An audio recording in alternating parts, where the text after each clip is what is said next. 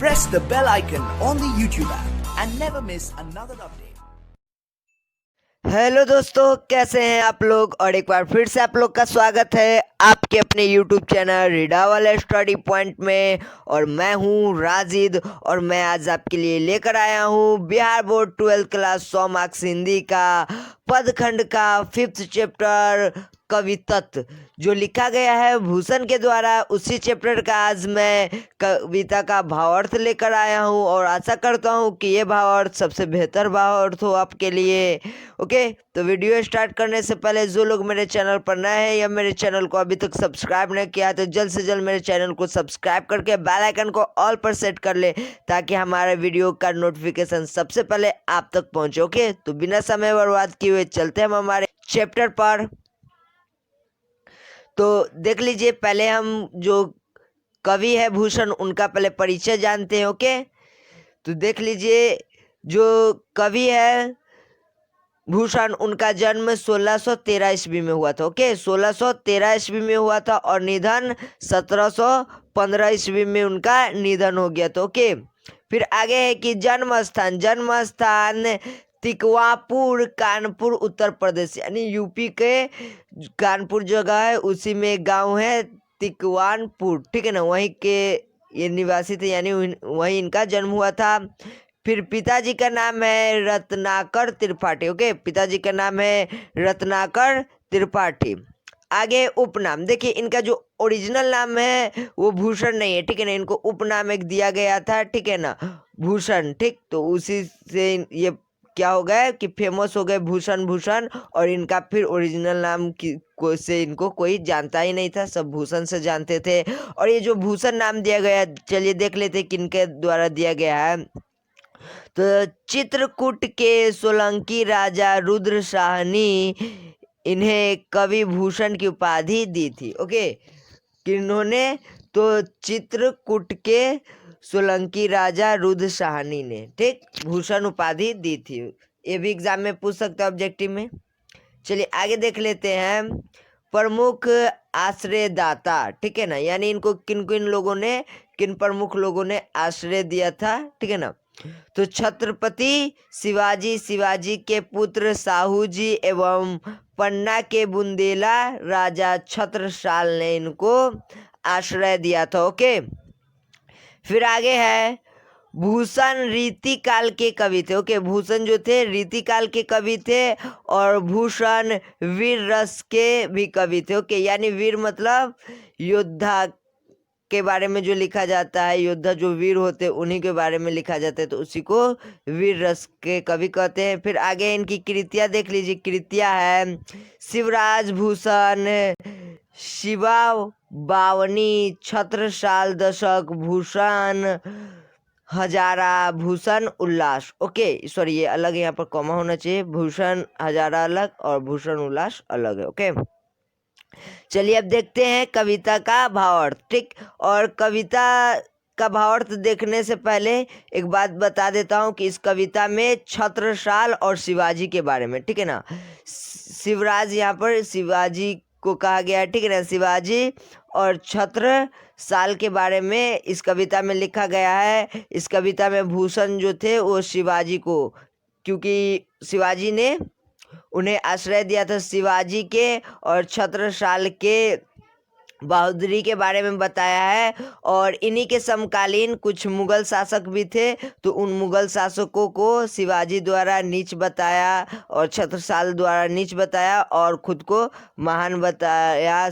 शिवाजी ने उसी बात को यहाँ पर वो लिख रहे हैं। ओके, तो मैंने आपको पदखंड में बता दिया है कि आपका जो भी पदखंड है 2 भाग में बटा हुआ है। ओके, फर्स्ट पार्ट और सेकेंड पार्ट। ओके, यानी 8 लाइन का एक जगह, तो उसको फर्स्ट पार्ट सेकेंड पार्ट में बांटा गया। ओके, तो भावार्थ में सभी का मैं भावार्थ बताऊंगा सभी लाइनों का, ठीक है ना, और 2 पार्ट है, तो इसी वीडियो में आगे दूसरा पार्ट देख लीजिएगा। तो पहला पार्ट में बोल रहे हैं कि इंद्र जिमी जंभ पर 12 जयो अम्भ पर, रावण सदंभ पर रघुकुल राज है। ओके, तो चलिए इस बात को देख लेते हैं कि क्या बोल रहे हैं कि प्रस्तुत पंक्तियां में कवि भूषण शिवजी के शौर्य का बखान करते हुए कहते हैं कि, ठीक है, देखिए यहाँ तक तो सब में लिखना ही रहता है कि हाँ प्रस्तुत पंक्तियां इनके द्वारा लिखा गया है, इस शीर्षक से उद्धृत है, ठीक है ना, ये सब बात तो लिखा जाता है, तो आपको लिखना ही पड़ेगा एग्जाम में इस बातों को।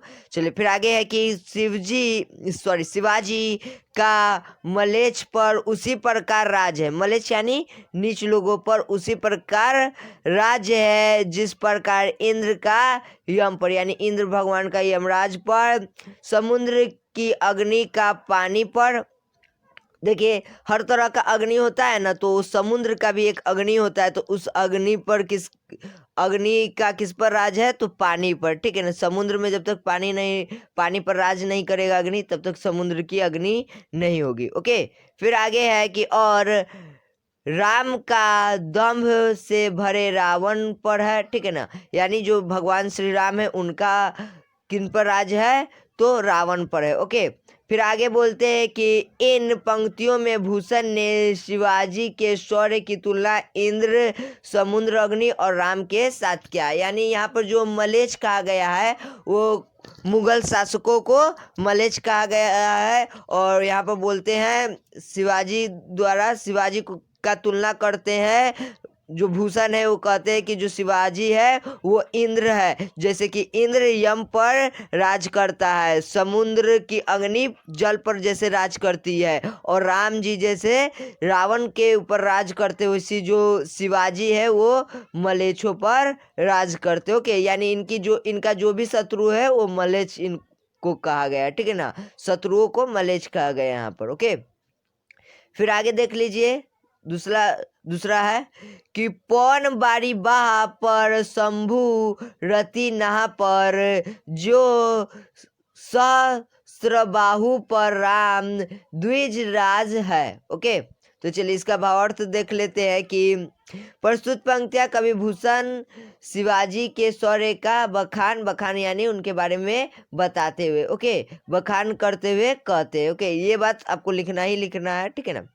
फिर आगे है कि शिवाजी का मलेच्छ पर उसी प्रकार राज है जिस प्रकार हवाओं का बादल पर, भगवान शिव का रति के पति यानी कामदेव पर, और परशुराम की सहस्त्रबाहु पर। ओके, जैसे कि कहा जाता है ना कि जो बादल है उस पर किनका राज है, तो हवाओं का, ठीक। और देखिए एक रति है, आप लोग नाम सुने होंगे कि रति के पति, ठीक है ना, रति के पति का नाम था कामदेव, ठीक, रति के पति का नाम था कामदेव।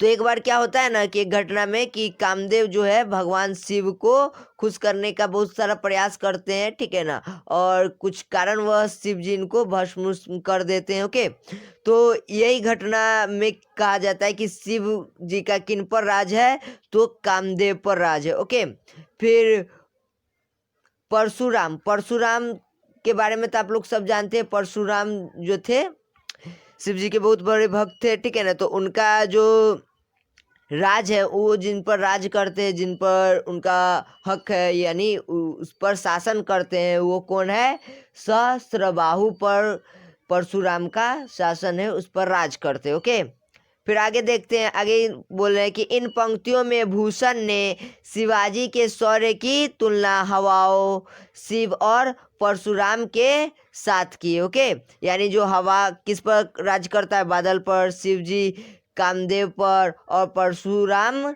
सहस्त्रबाहु पर राज करते, उसी प्रकार जो शिवाजी है वो मलेच्छों पर यानी अपने शत्रुओं पर राज करते। ओके, फिर आगे देख लीजिए अगला है कि दाव द्रुम दंड पर, चिता मृग झुंड पर, भूषण वितुंड पर जैसे मृगराज है। ओके, तो चलिए इसका भावार्थ देख लेते क्या है कि प्रस्तुत पंक्तियां में कवि भूषण शिवाजी के शौर्य का बखान करते हुए कहते हैं कि शिवाजी का मलेच्छ पर उसी प्रकार राज है जिस प्रकार जंगल की आग का वृक्षों की डालों पर, ठीक। देखिए आप लोग 6 या 8 में पढ़े होंगे कि जंगलों में आग लगने की घटना को क्या कहते हैं, दावा नल कहते हैं। ओके, ये आप लोग पढ़े होंगे, साइंस के बुक में जरूर पढ़े होंगे। ओके, तो जिस प्रकार दावानल की घटना होती है तो जंगलों में क्या जलने लायक होता है? लकड़ी, पेड़ों का जो डाली उली होता है वही ना जलता है, और ज्यादा भीष्म आग लगा तो पूरा जंगल की जंगल जल जाता है। तो इस जंगलों में आग लगने की घटना को दावानल कहते हैं। ओके, तो यहाँ पर बोल रहे हैं कि जो शिवाजी है उनका मलेच्छों पर क्या है? राज है, अपने शत्रुओं पर राज है। उसी प्रकार जिस प्रकार जंगल की आग का वृक्षों की डाल पर राज है। ओके, फिर आगे बोलते हैं कि चीता का मृग झुंड पर और हाथी पर सिंह का राज है। ओके, हाथी पर सिंह का राज है। तो कहने का मतलब कि जैसे भग जैसे कि शिवाजी है। ओके, शिवाजी है तो शिवाजी का अपने शत्रु पर जिस प्रकार हक है, जिस प्रकार राज है, उसी प्रकार जंगल की आग का डालों पर, ठीक है, वृक्ष के डालों पर, और चीता का मृगों की झुंड, मृग मतलब होता है हिरण। ओके, हिरण पर किनका राज है? तो चीता का राज है। उसी प्रकार क्या है? शिवाजी का मलेच्छों पर, और जिस प्रकार सिंह का राज हाथी पर है। ओके, सिंह का राज हाथी पर है, यानी हाथी बहुत बड़ा जानवर है, ठीक है ना, लेकिन जंगल का राजा किन्हें कहा गया है? सिंह को कहा गया है। ठीक, अब एक नोटिस बात कीजिएगा, इसमें क्या है ना कि सी बात आया, ठीक है, लेकिन यहाँ पर कहीं पर सी का जिक्र नहीं है, ठीक है ना, और यहाँ पर भूषण है। तो देखिए, भूषण का अर्थ होता है शेर, सी।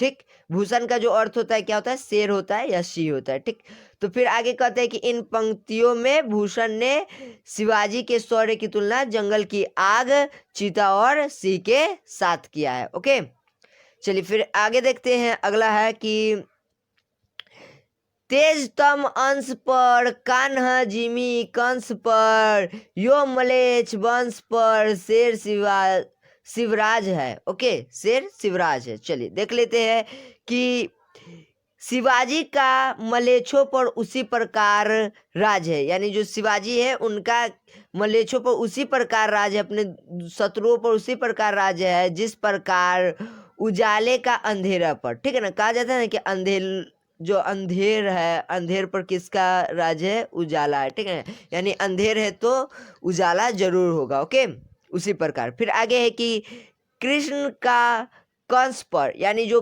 कंस मामा है उन पर किनका राज है? तो कृष्ण भगवान का। ओके, फिर आगे है कि इन पंक्तियों में भूषण शिवाजी के शौर्य की तुलना उजाले और कृष्ण के साथ की है, यानी जिस प्रकार अंधेरा पर उजाला का राज है, कंस पर कृष्ण का राज है, उसी प्रकार जो शिवाजी है उनका मलेच्छों पर, यानी अपने शत्रुओं पर अधिकार है, राज्य है। ठीक है, चलिए, तो वो पार्ट 1 था, पार्ट 1 खत्म हो गया, पार्ट 2 स्टार्ट होता है। ओके, चलिए देख लेते हैं कि निक निकसत मयान ते मयूखे प्रलय भानु कैसी फारे तम तुम से गयंदन के जाल को। ओके, गयंदन के जाल को। तो चलिए इस बात को देख लेते क्या है कि प्रस्तुत पंक्तियां कविवर भूषण द्वारा रचित कवित शीर्षक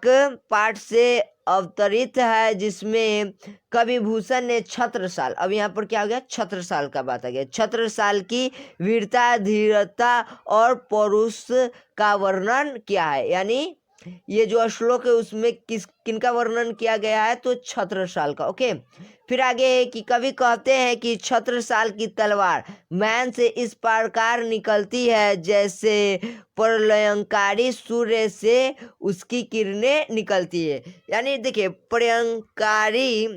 प्रलयंकारी जो सूर्य मतलब होता है क्या है कि प्रलय आ जाना। ओके, मतलब कभी कभी ऐसा होता है ना कि ऐसा फील गर्मी के दिनों में होता है कि सूर्य का प्रलय अब आने ही वाला है, कुछ दिनों में सूर्य हमारे धरती के बहुत ही नजदीक आ जाएगा, ऐसा मानो प्रतीत होता है। ओके, तो उसी प्रकार यहाँ पर कह रहे हैं जो भूषण की जो छत्रसाल है उनकी म्यान से जो तलवारें निकलती थी ना, तो वो तलवार ऐसा निकलता था जैसे कि प्रलयकारी जो सूर्य है उसकी किरणें आ रही है। ठीक, फिर वह गयंद अर्थात हाथियों के जाल को इस प्रकार तितर बितर कर देते हैं जैसे सूर्य की किरणें अंधेरों को। ओके, और फिर कहते हैं कि जैसे कि अंधेरा रहता है और जैसे ही सूर्य की किरण आती है तो क्या होता है, अंधेरा तितर बितर हो जाता है, अंधेरा खत्म हो जाता है और चारों तरफ सूर्य की किरणें ही बिखरी पड़ी होती है।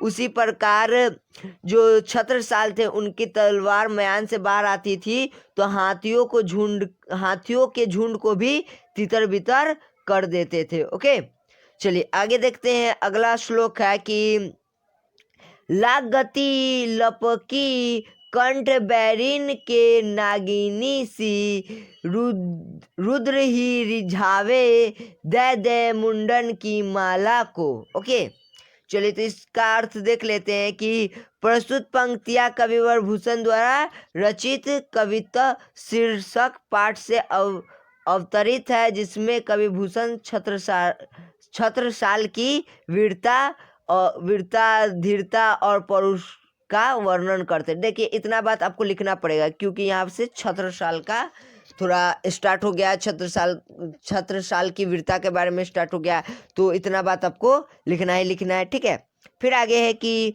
कवि कहते हैं कि हे राजन, राजन मतलब राजा, ठीक, हे राजन तलवार शत्रुओं के गर्दन से नागिन की तरह लिपट जाती, यानी जो आपका तलवार है अगर शत्रु सामने आ गए तो आपका तलवार क्या होता है कि उनकी गर्दनों पर नागिन की तरह लिपट जाते हैं। ओके, नागिन की तरह आपका तलवार उन पर लिपट जाते हैं। और रुद्र, देखिए रुद्र यानी शिव जी, ठीक है ना, रुद्र को प्रसन्न करने के लिए उन्हें मुंडों की माला अर्पित कर रही है, ठीक है ना। और फिर आपका तलवार ऐसा चलने लगता है गर्दन पर नागिनों की तरह लिपट कर कि मानो कि शिव जी यानी रुद्र भगवान यानी शिव जी को आप खुश करने के लिए गर्दन काट के मुंडों की माला का आप समर्पित कर रहे हैं, अर्पित कर रहे हैं ताकि भगवान शिव खुश हो जाए आपके दिए हुए बलि से। ओके, चलिए आगे देखते हैं। फिर आगे क्या है कि लाल क्षितिपाल छत्रसाल महाबाहुबली कहाँ लो बखान करे तेरी करवाल को। ओके, तो चलिए इसका भावार्थ देख लेते हैं। क्या है कि प्रस्तुत पंक्तियां कविवर भूषण द्वारा रचित कविता शीर्षक से पाठ से अवतरित है जिसमें कवि भूषण ने छत्रसाल की